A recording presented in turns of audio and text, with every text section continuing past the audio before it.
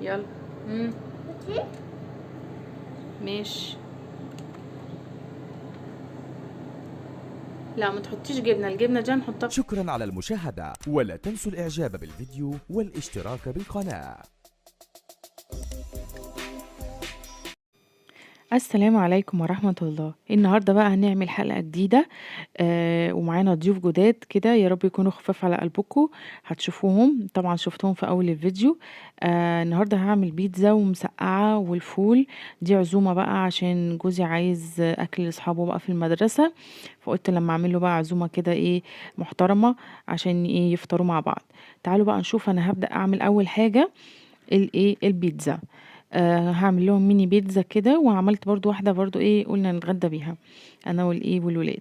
اول حاجة نزلت بسكر، معلقة سكر والكيس الخميرة زي ما انتوا شايفين، وايه وحبة مية، وبدوبهم كده مع بعض زي ما انتوا شايفين، وهسيبهم كده ايه يتفاعلوا مع بعض. هغطيهم دلوقتي وهسيبهم ايه يتفاعلوا مع بعض لغاية لما ايه هوريكم الايه الشكل اللي احنا عايزينه اللي نوصل.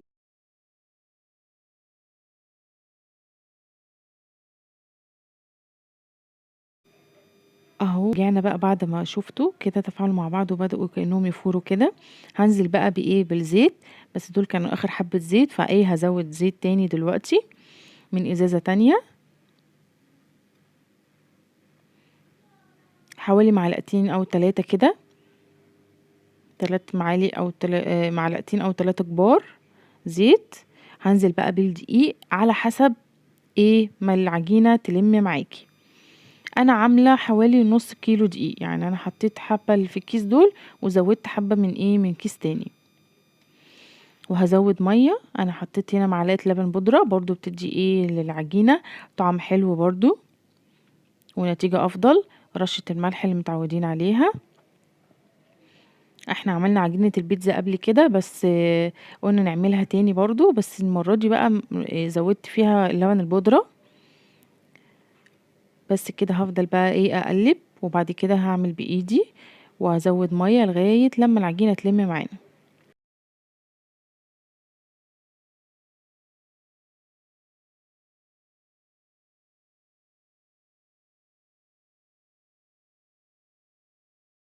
اهي العجينه كده عجنتها كويس ولمت معانا. هغطيها بقى بستريتش،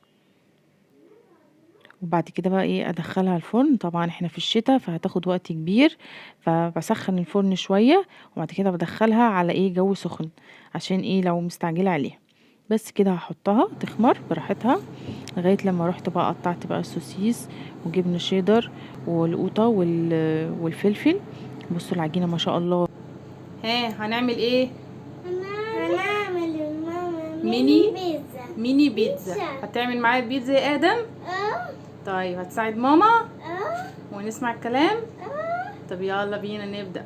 يلا يلا نبدأ. نبدأ. يلا. ماما الحقي، ماما الحقي.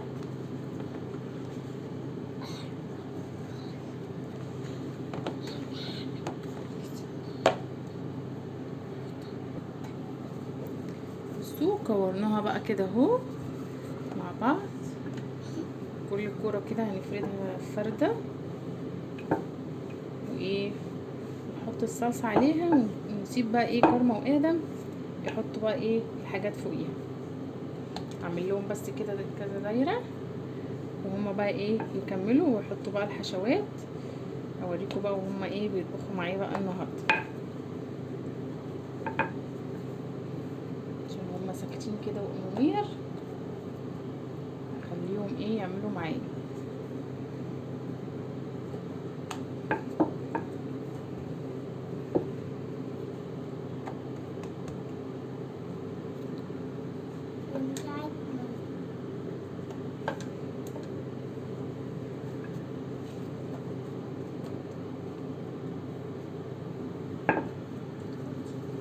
ثواني.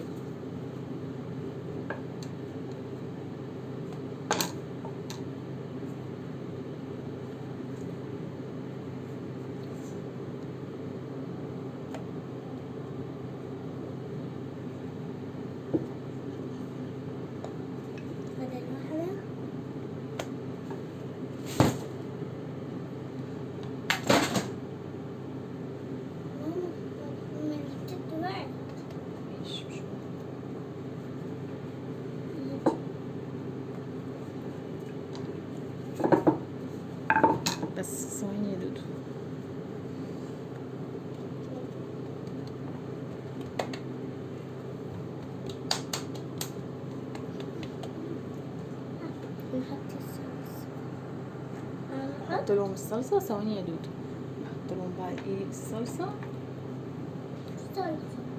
عشان هما ايه يكملوا الباقي. أنا بعرف أصلا أحط الصلصة.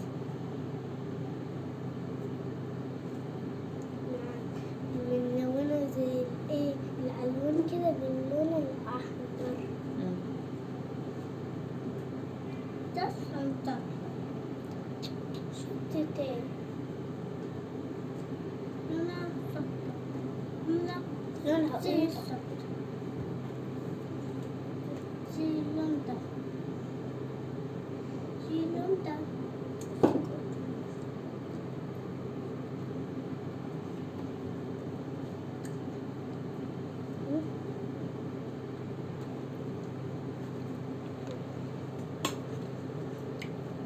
تيجي من حلاقة؟ يلا يلا حطي يا كوكو. أنا ماشي حطي يا ادم. هحطه ده.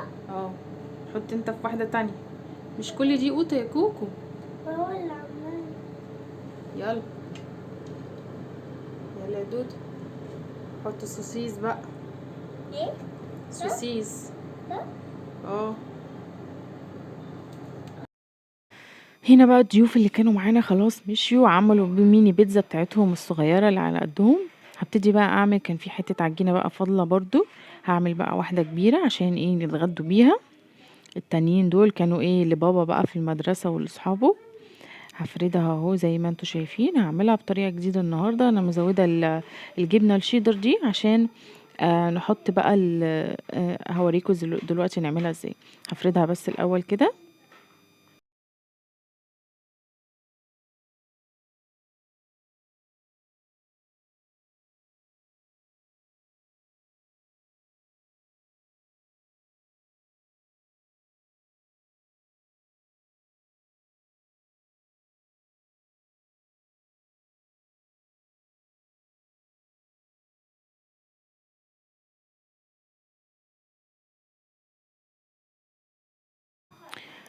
اهو فردتها حلوة قوي. وبعد كده ايه حطيت بقى ايه بحط الصلصة زي ما انتوا شايفين كده في النص. نحاول ان احنا ايه ما نطلعش على الطرف، يعني انا حاولت على قد ما اقدر.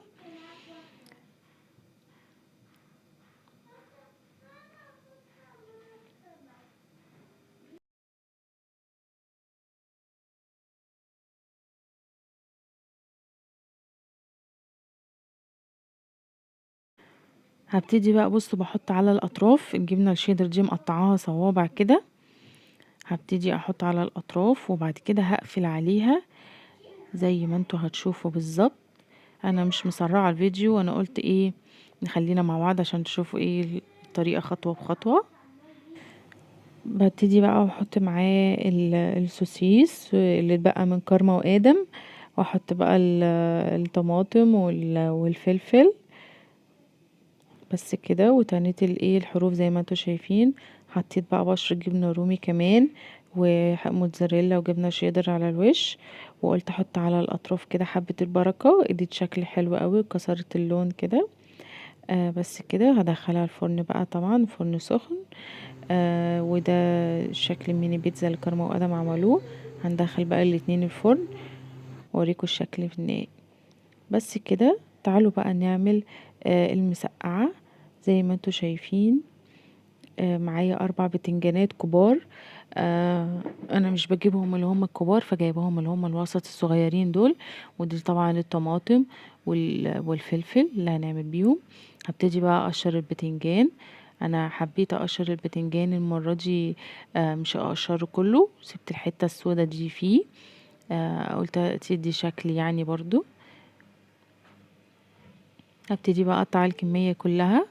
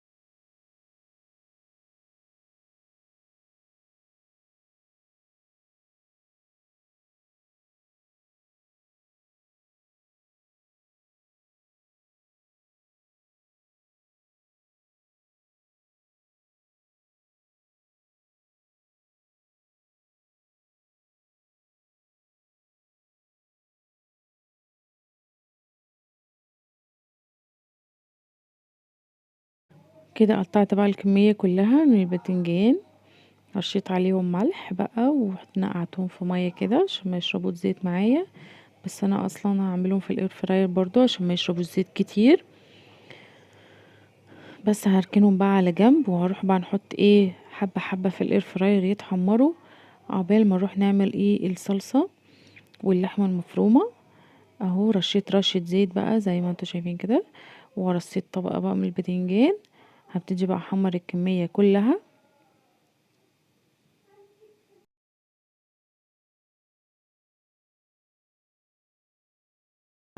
هنا بقى هنبتدي الرص بقى. الصينيه انا كنت مصوره اللحمه المفرومه والصلصه دي، بس مش عارفه الفيديو ايه اللي جراله وراح فين. هقولها لكم كده سريعا. انا عصقت اللحمه زي ما انتوا عارفين عملناها قبل كده. ونزلت بقى بعصير الطماطم، وكنت حاطه عليه فصين توم في الخلاط. ونزلت بعد ما اللحمه اتعصجت على بالطماطم. بعد كده بقى سبتهم يتعصجوا مع بعض، بس مش عايزاها تتقل خالص والصلصه تنشف منها. بس كده وشكلها كده ايه. ده النهائي. هبتدي بقى برص طبقة طبقة زي ما انتوا شايفين، واحط ايه حبة من صلصة باللحمة المفرومة. كده هبتدي اعمل كده لغاية لما ايه نخلص ايه كمية البتنجان كلها. طبعا بحط مع البتنجان الفلفل الرومي. انت عايزة بقى تحطي فلفلاية سبايسي كده في النص تمام. انا حاطة بس رشة صلصة شطة في الصلصة وانا بعملها. هبتدي بقى احط اهو كل الكمية.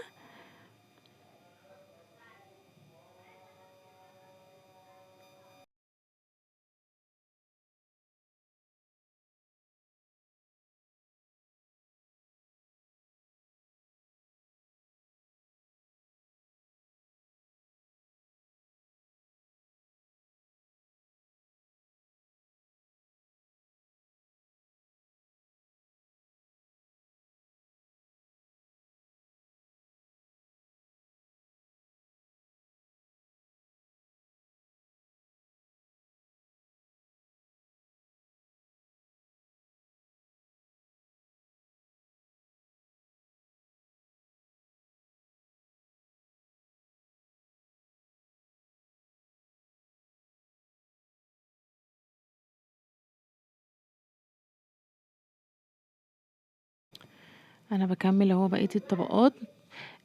في ناس برضو بيحطوا اللي بيحطوا معاها بطاطس. انا بكتفي المسقعه اللي هي باللحمه المفرومه، بحب احط بس ايه بتنجان وفلفل بس. لا عايزين نحط برضو فلفلايه سبايسي بحط تمام. لكن لو بعمل بقى المسقعه اللي هي التانية من غير لحمه مفرومه دي الساده، بحط لها بقى بطاطس وبتبقى لذيذه جدا برضو. بس كده انا عملت الطبقات اهي كلها زي ما انتوا شايفين كده.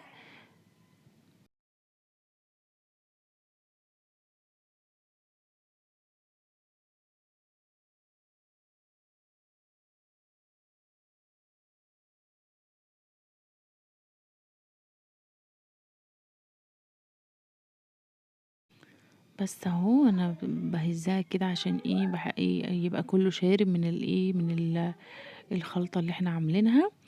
بس كده هبتدي بقى ايه احطها بقى في الفرن. هبتدي بقى اعمل بقى دلوقتي الايه الفول بالطماطم. طبعا احنا عملناه مع بعض قبل كده، بس قلنا نعمله برضو ايه في الفيديو طالما ايه بنعمل الايه العزومة كاملة. بس كده ده البصل صفرته وحطيت عليه فصين توم كده يدوا ريحة برضو حلوة وطعم حلو للفول. نزلت بقى بالفلفل ايه الرومي القطع ده. مش هدبله قوي يعني تقليبتين كده اهو. هنزل بقى بعصير ايه الطماطم على طول.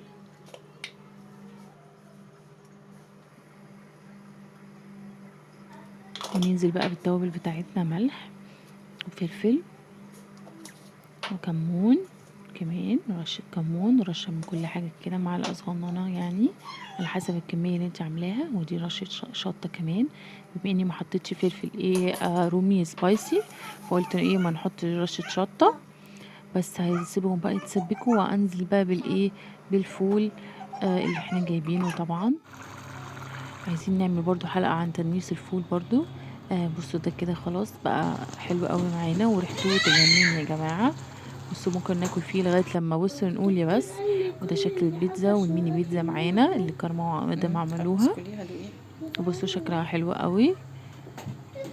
بس كده. ودي صورهم اهو بعد ما الاكل كده خلص. هوريكم كمان صور مسقعة. يا رب تكون الحلقة عجبتكم وكنا خفيفة على قلبكم النهاردة. استناكم في حلقة جديدة. بصوا شكل المسقعة، شكلها جميل قوي. ده شكلها النهائي. وده شكل الفول بقوطة، حطيته كده عشان ايه يكون في التقديم. وده شكل الاكل النهائي كله مع بعض. والسلام عليكم ورحمة